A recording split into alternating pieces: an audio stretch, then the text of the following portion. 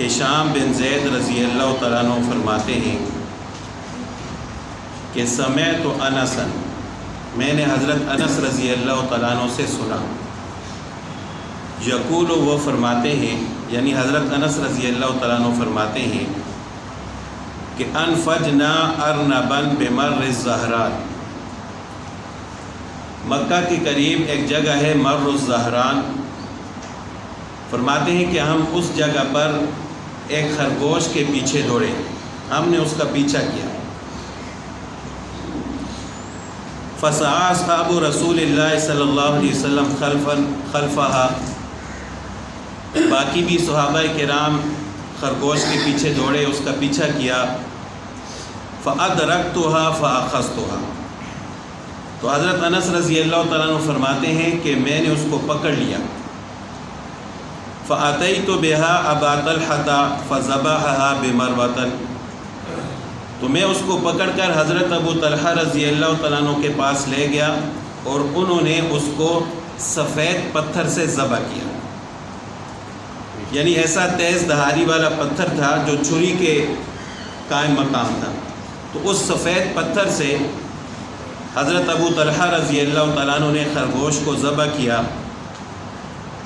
فبعث معي بفخذها او بورقها الى النبي صلی اللہ علیہ وسلم، تو جب انہوں نے خرگوش کو ذبح کیا تو اس کی ایک ران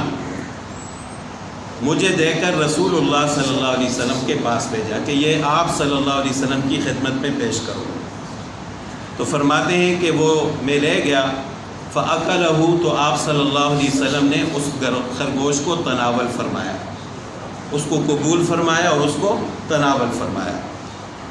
تو اس سے یہ ثابت ہوتا ہے کہ خرگوش کا کھانا حلال ہے۔ ایک حدیث میں یہ آتا ہے کہ ایک دفعہ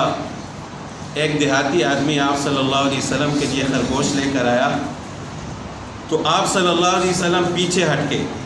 کھایا نہیں، لیکن صحابہ کرام سے فرمایا کہ آپ اس کو کھاؤ۔ تو اس سے بھی یہ ثابت نہیں ہوتا کہ خرگوش کا کھانا جائز اور حلال نہیں ہے۔ اگر حلال نہ ہوتا تو آپ صلی اللہ علیہ وسلم صحابہ کرام سے نہ فرماتے کہ اس کو کھاؤ، خود رسول اللہ صلی اللہ علیہ وسلم نے اس وجہ سے نہیں تناول فرمایا ہوگا کہ شاید ان کی طبیعت نہیں مان رہی ہوگی۔ اگر کسی کی طبیعت نہیں مانتی تو وہ الگ بات ہے، اگر کسی کو خرگوش کا گوشت پسند نہیں ہے تو وہ ایک الگ بات ہے، لیکن شرعی طور پر کوئی ممانعت نہیں ہے۔ خود بھی رسول اللہ صلی اللہ علیہ وسلم نے کھایا ہے اور صحابہ کرام نے بھی اس سے بھی فرمایا ہے کہ آپ اس کو کھاؤ۔